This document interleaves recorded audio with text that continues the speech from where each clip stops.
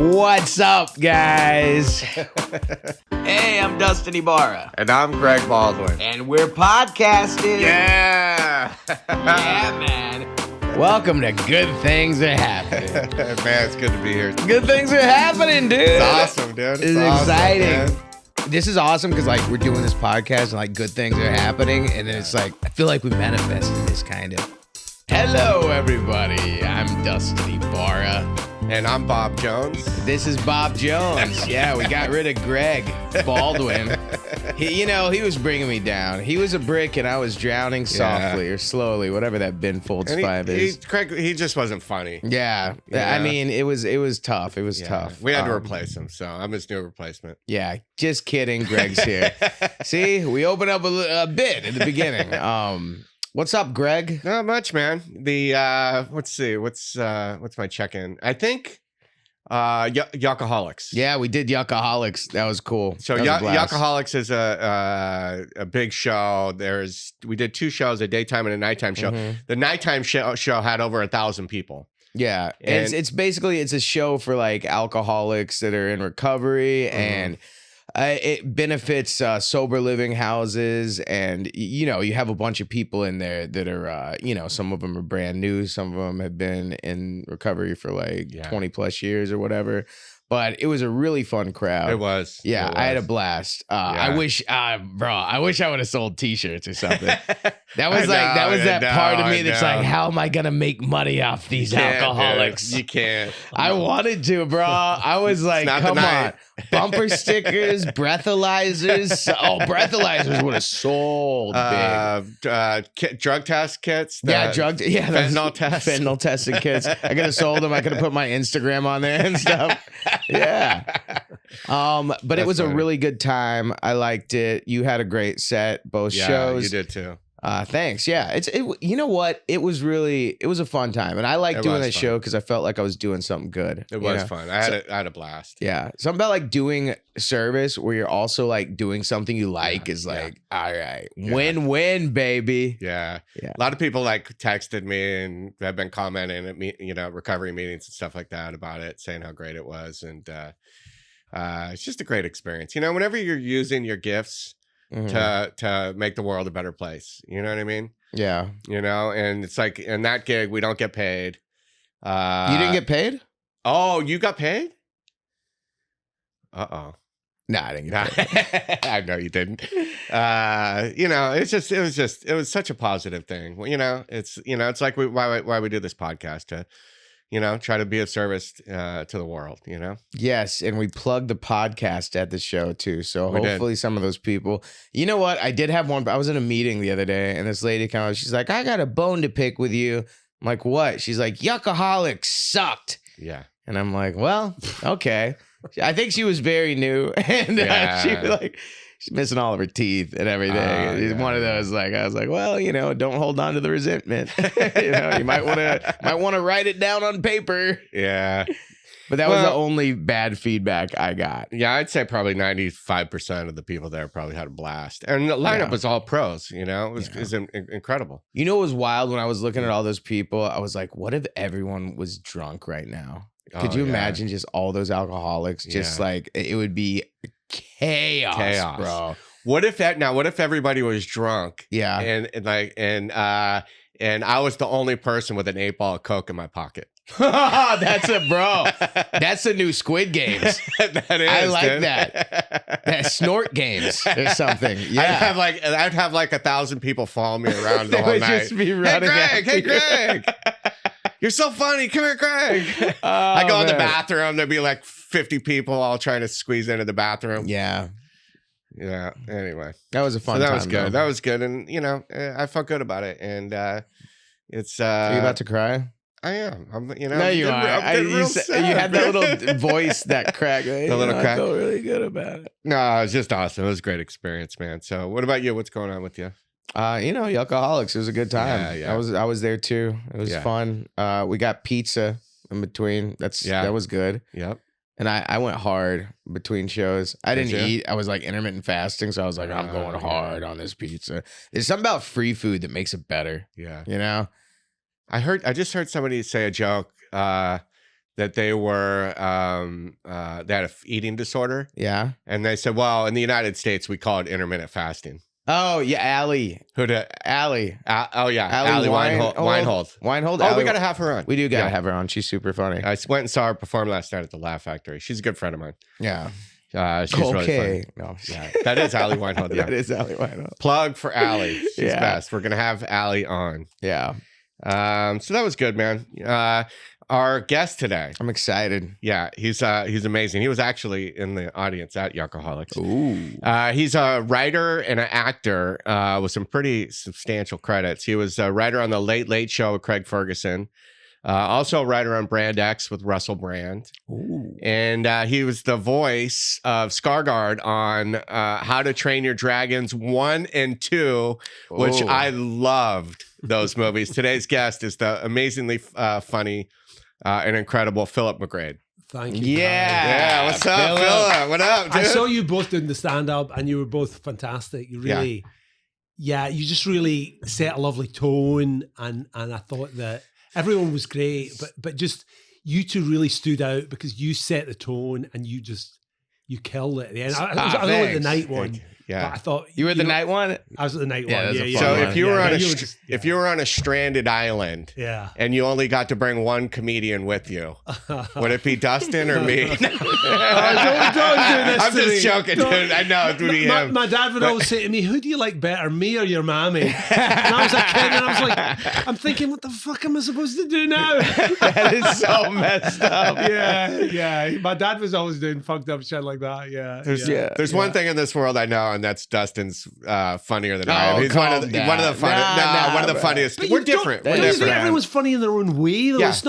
It's not like you can't measure funny. You know what I mean? No, It's different. someone told me it's like spices on a spice rack. You know what I'm saying? Yeah. Some people are cinnamon, some people are salt. There's oreganos out there. There's a lot of There's an interview with Jim Carrey was being interviewed by this woman in Britain, and he said all funny people have crazy mothers. That was his theory. Wow. That was his theory. Do you have a crazy mother? Oh yeah. Okay. She's gone now, but she was crazy. She was I had a wacky mother. Yeah. I have one. Yeah. That makes sense. Do you have a wacky mom? No, my mom's not wacky, so that's probably why I'm struggling. that's why I'm struggling so much, man. dude. If your mom had a coke addiction, you'd be so funnier, bro. Oh, that's hilarious. I believe that. I believe there is something. Every comic has like some kind of wacky weird thing. Yeah, some kind of intolerable contradictions from your childhood. Yeah, there's a dad thing in there too. I think I didn't know my dad growing up. Oh, you did? Yeah, did you meet him later? Whoa! It's actually, I did. I haven't. No, but his brother reached out to me, and I've been talking to them. And the dad, it's kind of a little. It feels weird because the dad doesn't want to talk to me, and he knows how to get a hold of me now, and it's kind of a bummer. But if this would have happened like 3 years ago or something when I wasn't sober, it would have really bothered me. But now I'm kind of like live and let live, you know. Yeah. If he wants to talk to me, he'll talk to me. Yeah, he's waiting for you to make a lot of money. I think and then he'll come into your life. Oh, yeah. He missed it. I was on a roll for a little bit. He missed his window, bro. No, I was a series regular. He should have popped out there. There's more windows coming. There's more windows coming. Yeah. We'll see what happens. God, I picked the wrong time to be friends with you. I know, man. This is you know what? Yeah, this is like you picked the stock at. We just had a market crash. Buy low, sell high, though. Comedy crypto here. Comedy crypto. That is me, man. Yeah. That's all right. Buy low, sell high. I'm long. You're a long-term investment. Yeah. No, you're killing. But I noticed you have an accent. Is that Kentucky? Yeah. Okay, what? Maybe it's downtown Alabama. So I'm from Glasgow in Scotland. My parents are Irish, and I've lived away since my late 20s. So my accent is kind of some weird hybrid. It's mostly Scottish. Like I go home and they say to me, "You sound like a fucking Yank." No, they don't. What? They do. Really? And then here, I'll say to somebody, "Maybe you should get to more meetings," and they'll say, "Are you saying I should get some mittens?" So like, I can't win. I'm kind of like I love it, dude. Yeah, That's one of yeah. my favorite accents. It Oh, reminds really? me of Braveheart, bro. It does, dude. Yeah, dude. I Yeah. can picture you with the blue paint on your face and like I know a lot of the, Scotland's a small place, so a lot of Scottish celebrities, they all kind of know each other, you know. So I know a lot of the guys that were in Braveheart, and you know Angus McFadgen? I think I might do. He was Robert the Bruce. In was he? Braveheart. Okay. Yeah. Your accent's also perfect for How to Train Your Dragon. You were in part 1 and part 2. That's right. So in those movies, the kids all speak American. And the adults are all Scottish. It's a bit like, around Tarzan. Like Tarzan would say, "Me go here." Yeah. And then the kid would be like, "Gee, Tarzan, what's up?" Yeah. That weird Tarzan. conceit where, how come the kid sounds like he's from fucking Brooklyn? Yeah. Tarzan can barely make a sentence. You were Starkard. Which one was Starkard? Oh, it's just, so I don't know. It was just, that was the name they gave the character. Okay, got it. I think he has a couple of little scenes. And that's great. And then also we did a kind of some group stuff for, with battles and stuff. We're all kind of Yeah. Do you What's love that called? doing Looping? Something like that. Yeah. Do you love doing voiceover work? I did a lot of voiceover work in the UK. Okay, I love voiceovers, It's man. great because it's effortless. Yes, it's effortless and it's good money. Yeah. You go in, you go out, you steal a pencil. You stole a pencil? Yeah. I missed out on that. I Yeah. gotta take a pencil next time. I don't know if you know this about me. I've voiced probably 50 commercials. Oh, nice. I've done PlayStation, nice Volkswagen, Cinequest Film Fest. I've done. So you got a nice kind of neutral voice. Yeah. So, but I didn't get paid for it. I wasn't in the union. So I was. What happened was when I was working at CBS Radio. Okay. And I was doing some acting and theater acting, and I went into the production guy's office. I threw down $100 bill, and I said, "I want to learn how to do voiceovers."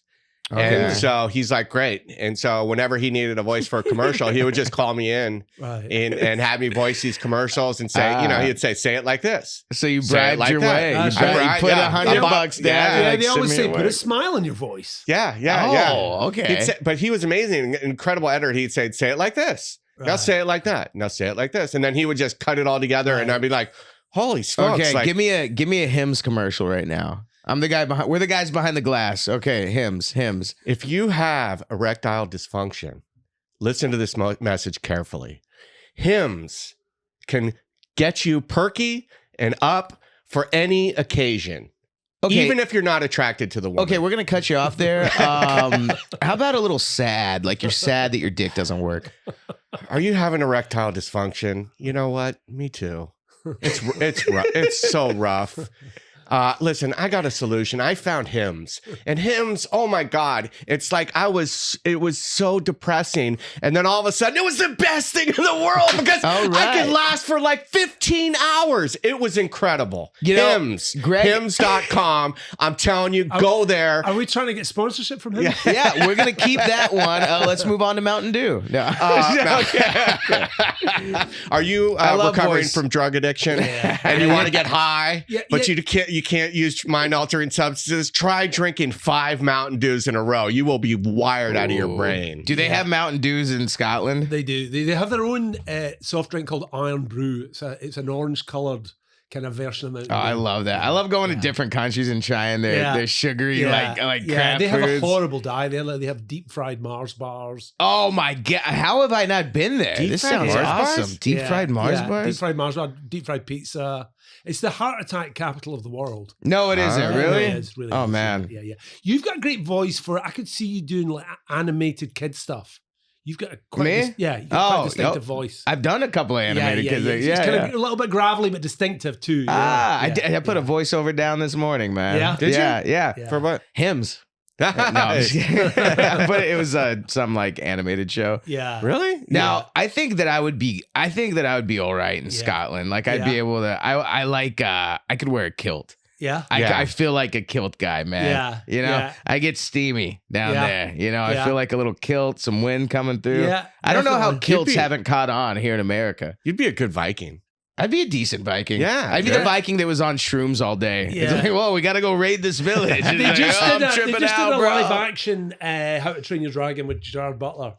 Oh, did they I could really? see you in that. Yeah, with the beard. Yeah. Ooh, that'd be cool. Yeah. So it's How to Train a Dragon Part 3 is coming out? So I think it's the original story done with live action and CGI. Oh, that's cool. Yeah.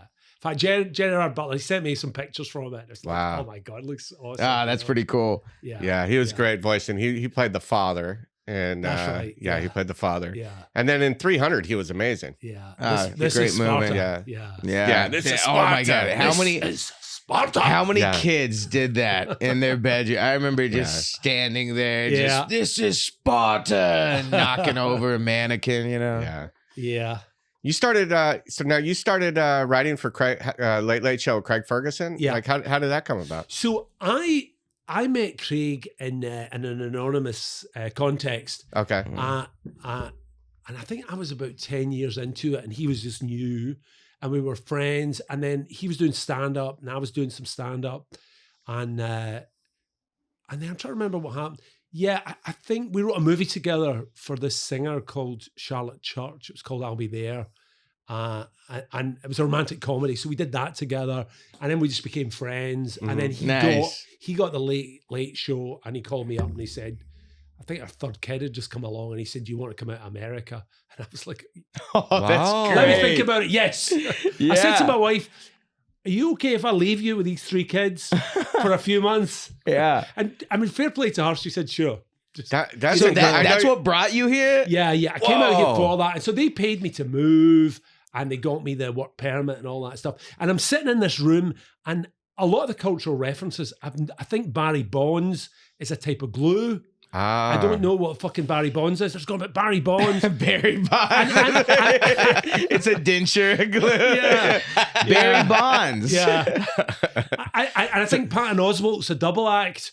Like, I don't know that Patton Oswalt is one person. So I'm sitting in this fucking writer's room going, who the fuck's that? What does that mean? What does this mean? I mean, can you imagine if you were suddenly had a job on a talk show in Scotland or in London? So it's about half the...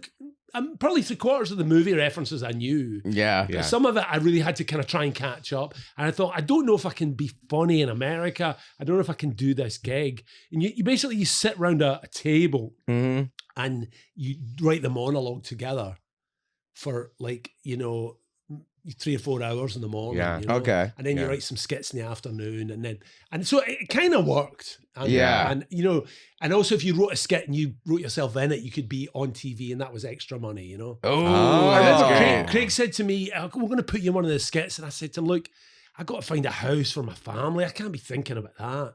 And he said to me, you're the only person in Los Angeles who's trying to break out of show business. It was such a great line.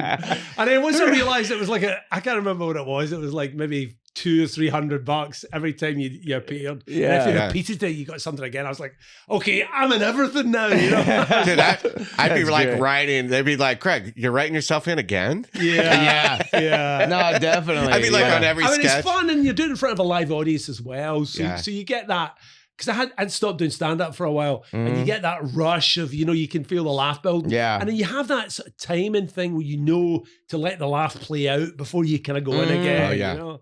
So it was a great, the first few years of that job were just so fun. I remember going home and my face would be sore from laughing, you know. Oh, I bet you that's it. Because That's like so one of cool. the best parts of comedy is hanging with your friends, like chopping it up, like I know, making each if you've other got laugh. like 8 or 10 of the funniest people in the country all in a room, I mean, you know yourself what comics are like off camera, you know, off mic, and how dark and weird it gets. Very you know? racist, yeah. And just like, no, not even so much just that, your just friends, super dark kind of, just the kind of, the kind of humor that you wouldn't necessarily, do at the family table. You know? Well, did you ever have some bits where they were like, dude, you can never do that on network television? All the time. They say to me, dude, you have no filter. I was taken aside for the head, right? And I was told, look, you're making the host laugh, and he thinks we've got enough for the monologue, and he's trying to leave.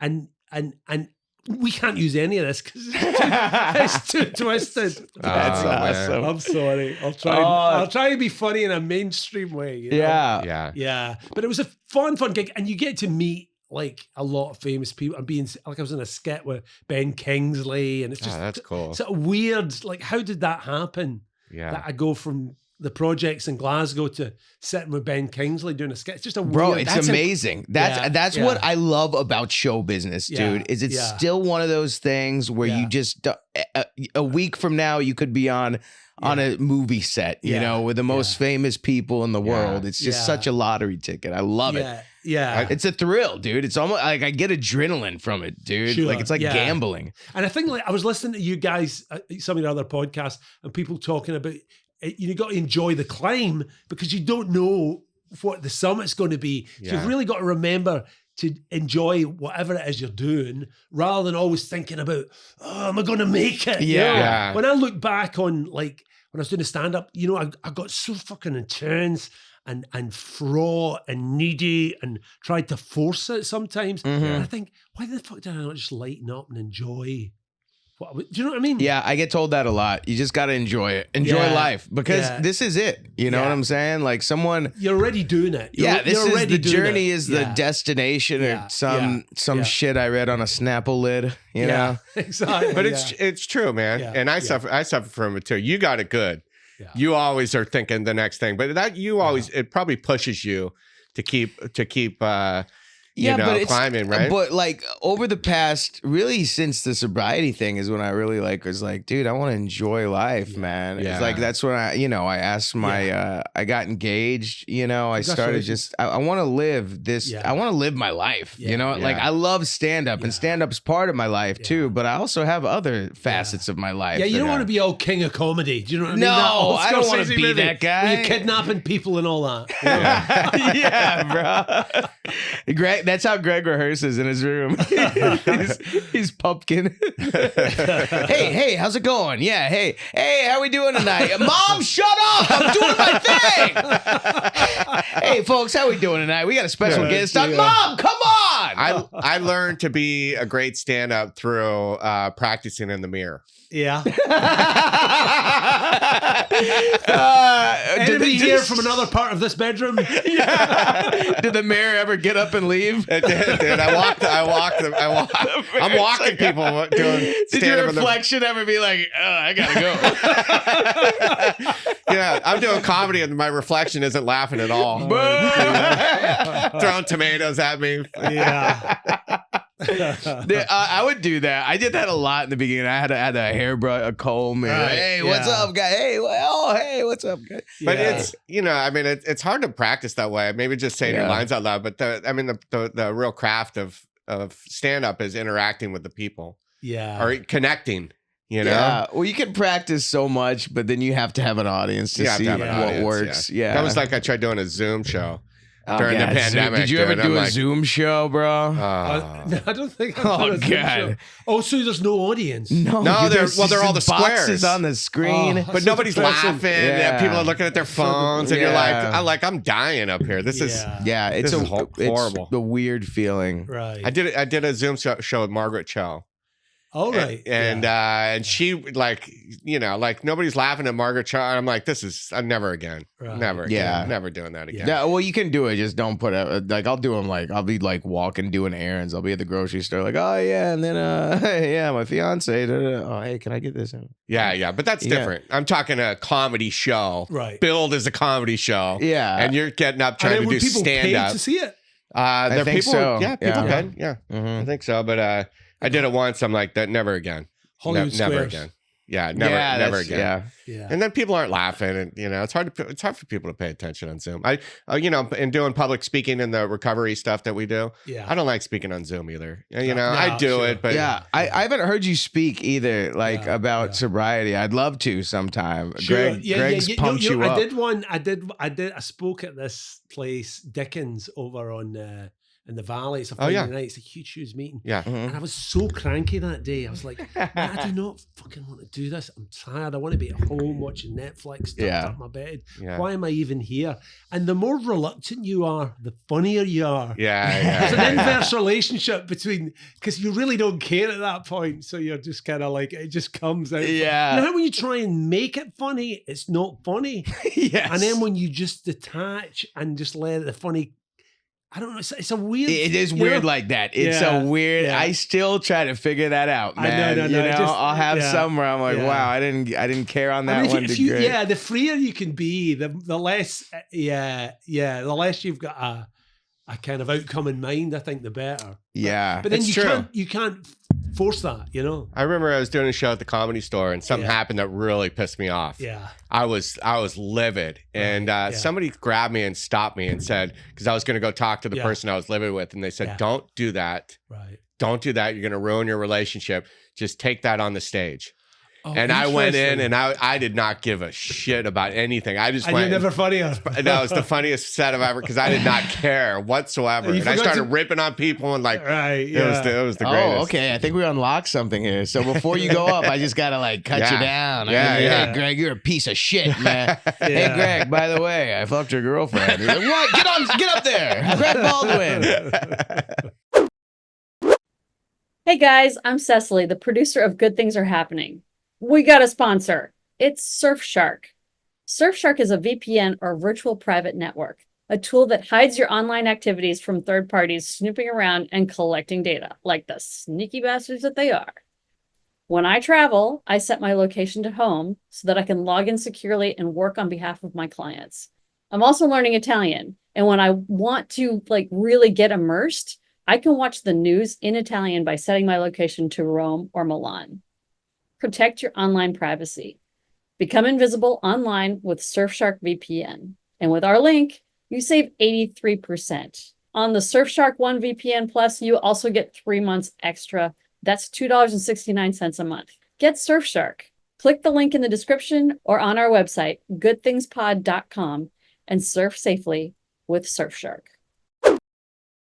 Yeah, dude. Whenever you were in the writer's room, were you, is that when you were saucing it up? I got sober in my 20s. Oh, that's great. Yeah, I got sober in my 20s. I remember I was doing stand-up in London, and I got a bunch of beers for these other comics, and it was at that time, weed's illegal in Britain, but people smoke it all the time, you know. Yeah, so sometimes people are lighting a joint in the dressing room, and I can't be around it, so I'm outside. So I'm going by these guys a drink. I remember I've got these 3 big pints of beer, and I'm making my way through the audience, and I see a guy in it, and I'm like, it's not for me. It's not for me. You get caught. Yeah. What are you doing there, Philip? Bringing these to a table. I'm a waiter now. Yeah, so but then I wasn't doing that anymore, and that was Oh, that's great. Yeah, you were a pretty wild youngster. Yeah.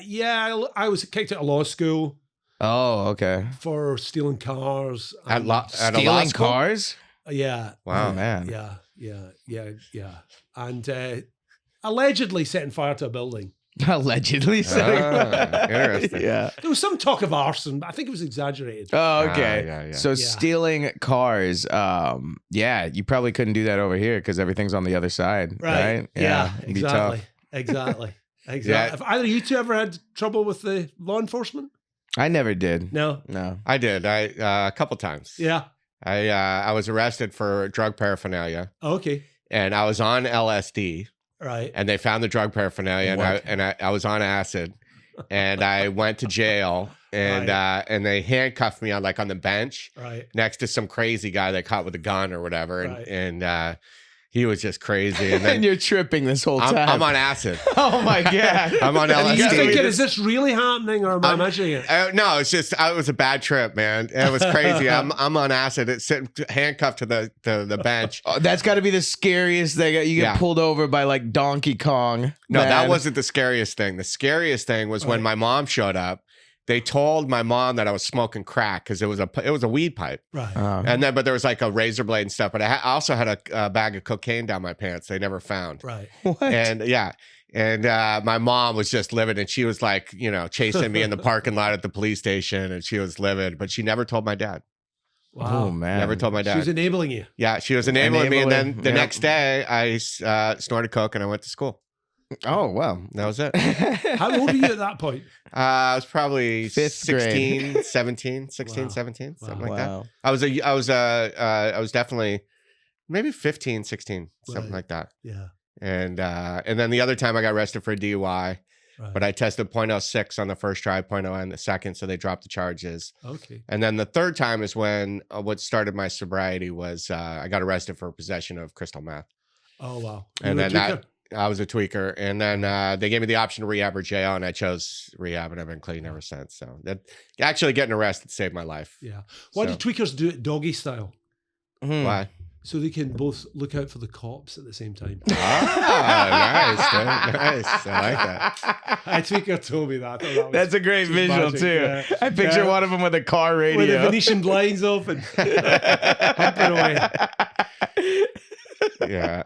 So that was. What about you? You got arrested for stealing cars? Yeah, it was the car thing. Is that what set you on your kind of road? No, nowhere near it. No, it was years later. Okay. I got sober after. In my early 20s. Yeah. Mm-hmm. Yeah, I was living in Spain and just paranoid and just crazy. You know. Oh yeah, that's a horrible. Were you doing drugs too, or just alcohol? Yeah, well, a lot of weed.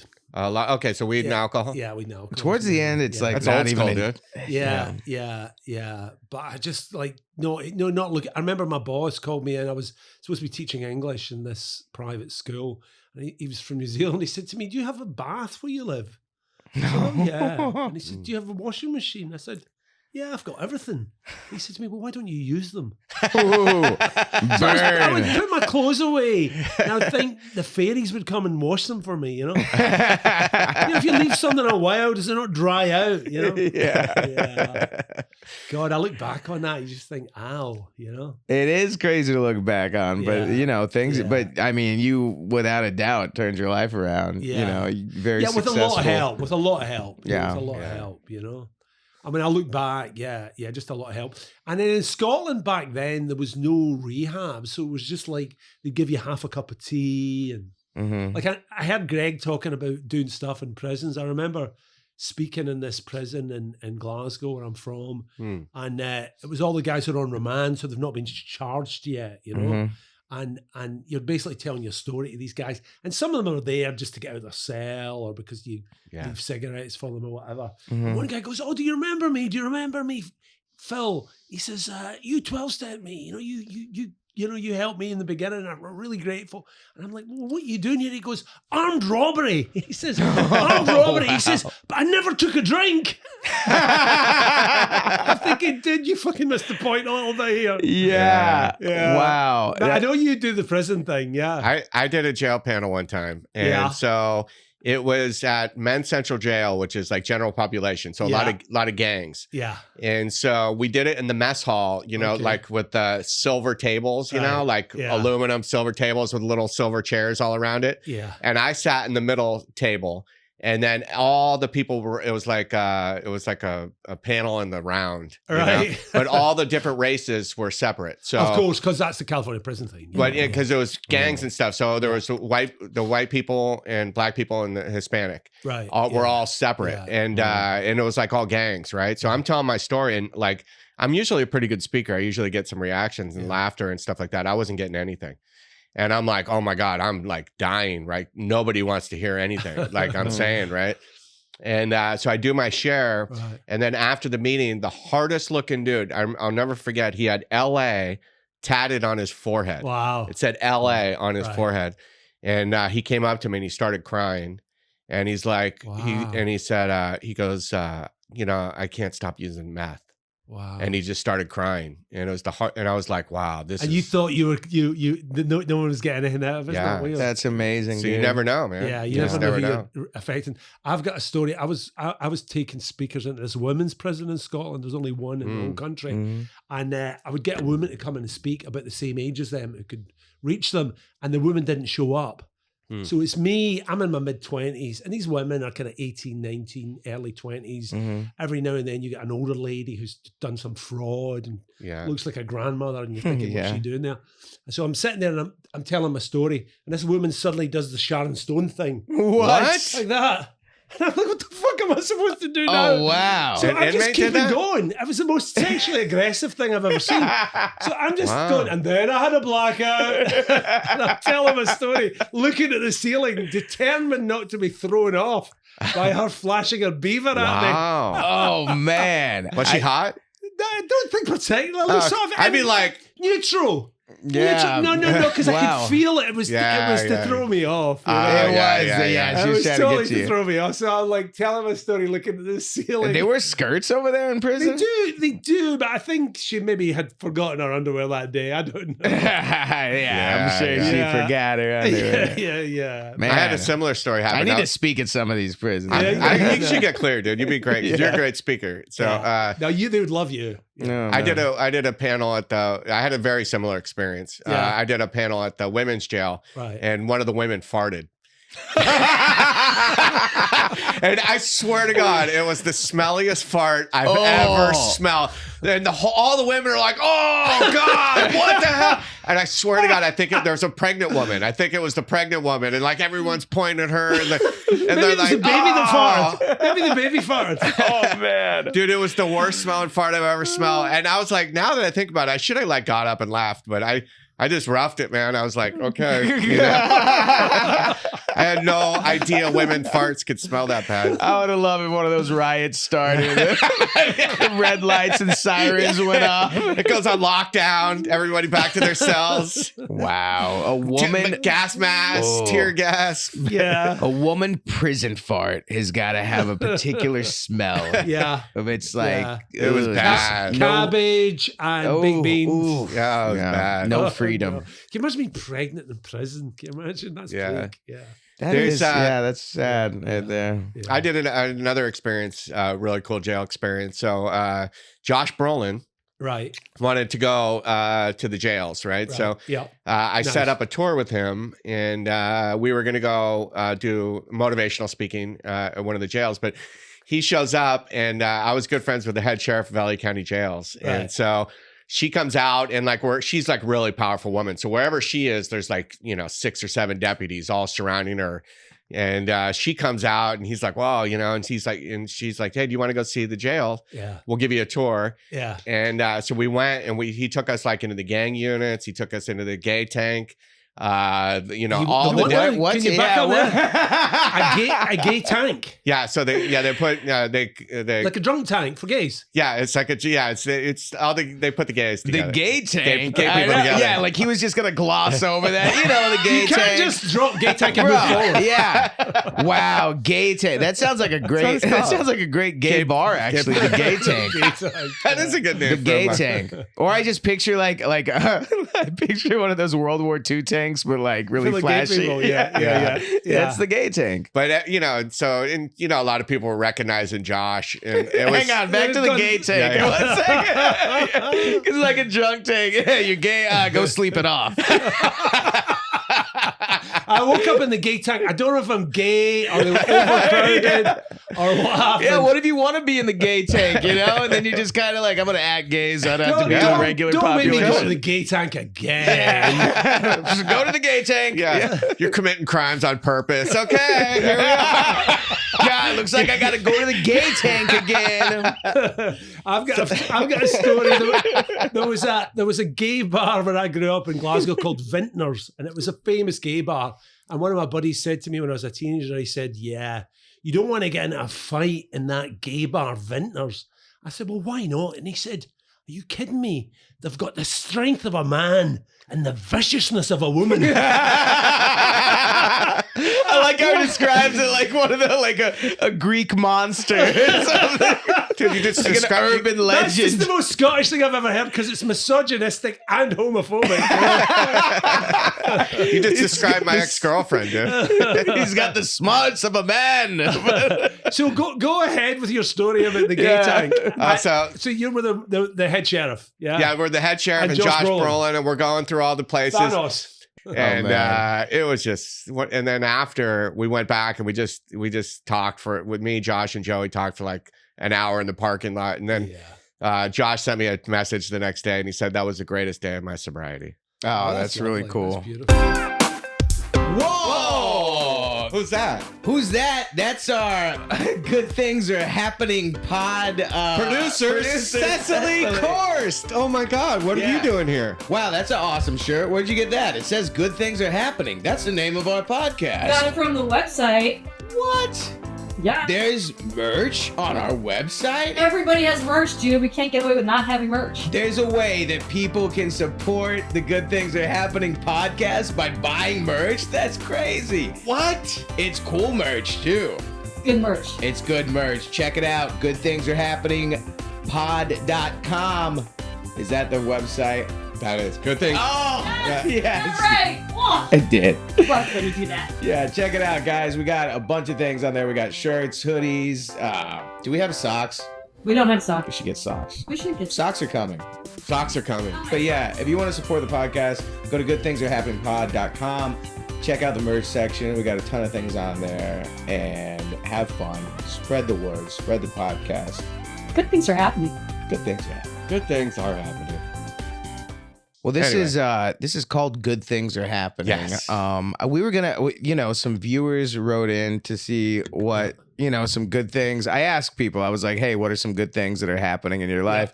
And we actually got quite a few people that wrote to us, man. I was gonna read a couple of them. Are you cool with that? Of course, Yeah. yeah. All right. So this is from Justin G.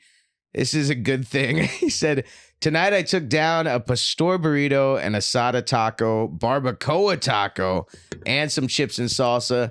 Then watched Thursday Night Football. It was a beautiful evening. That's a good thing. That is a good thing, That's a good night. That's a lot of food too. That's a lot of meat. Yeah, a lot of spicy Mexican food.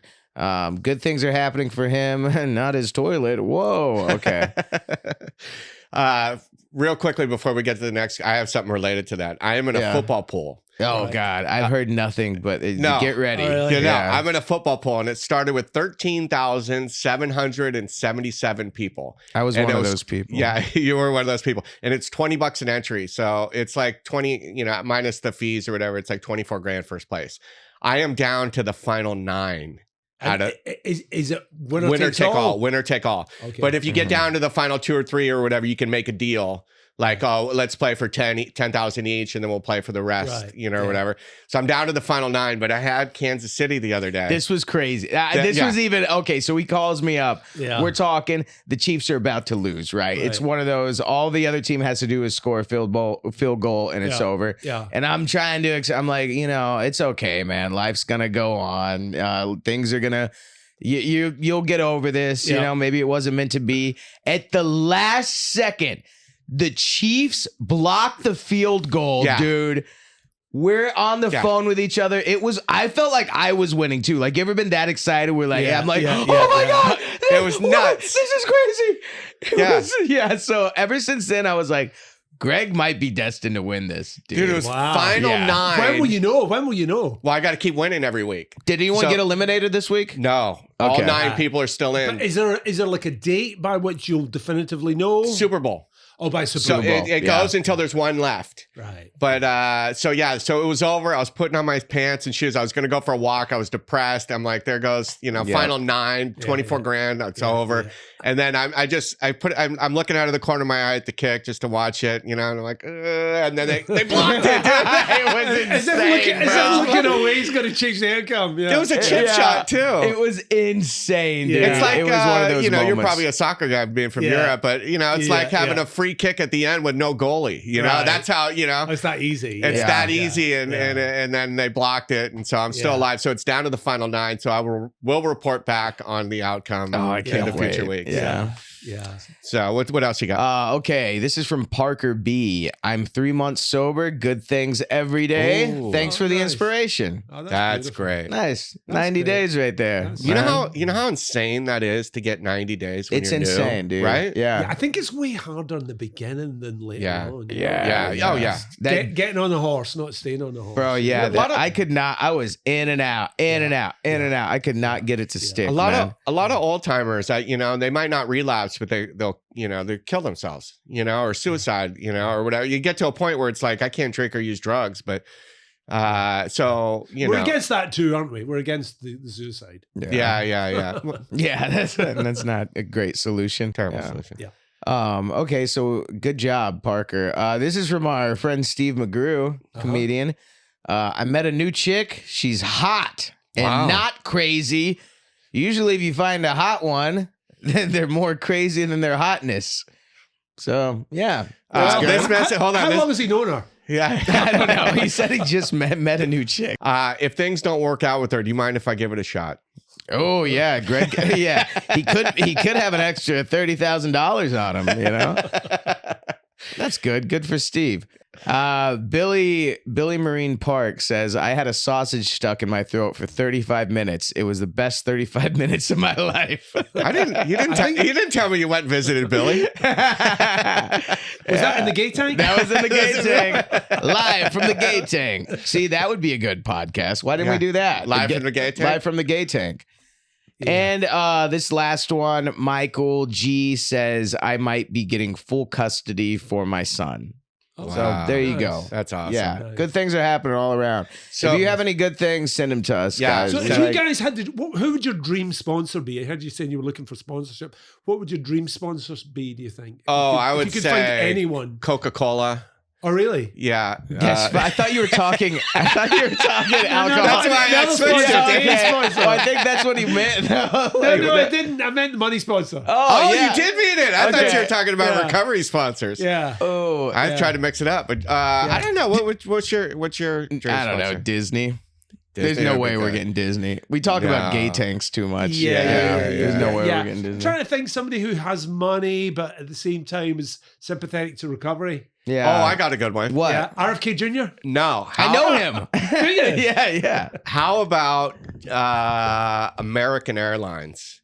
And Why American Airlines? because then they will fly us to places where we record podcasts with different people from around the world. Oh, Oh, okay. that's cool. Yeah. Right? That's a cool idea. We got a Yeah, better. and do a comedy show.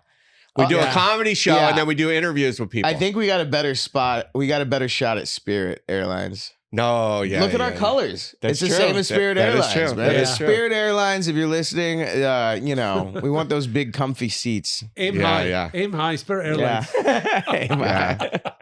What's three good things going on in your life right now? Three good things. My daughter has an interview with UTA tomorrow. Oh, that's a big Marketing one. and branding. She's 19. Wow. That's a good thing that's happening. My son is 2.5 years off fentanyl. Oh, that's He's amazing. killing it.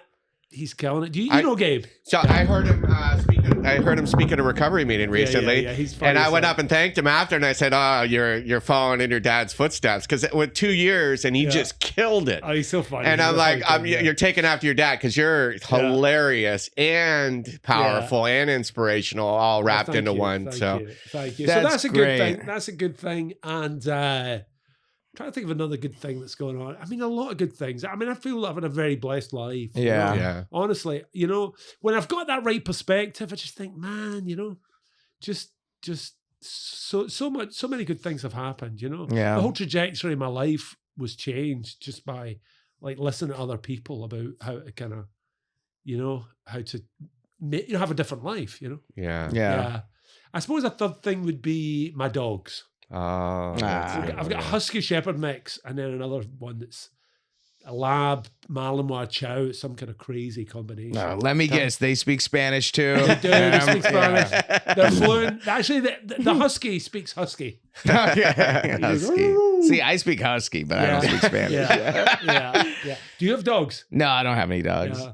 It's I don't hard have for us dogs. because we travel. Yeah, a lot. just you- the you're road travel and comics, everything. yeah, you're It's road like comics. it's tough. So how often do you guys are on the road? Is it I'm on the He road tours a probably lot. like 2 to 3 times a month, right? and yeah, it's good. It's Yeah. really good now. I love it. I love Yeah. that I could do what I love. yeah. And sometimes I'll complain about it. I'll be like, I'll complain, and then someone around me will be like, "You could be digging ditches."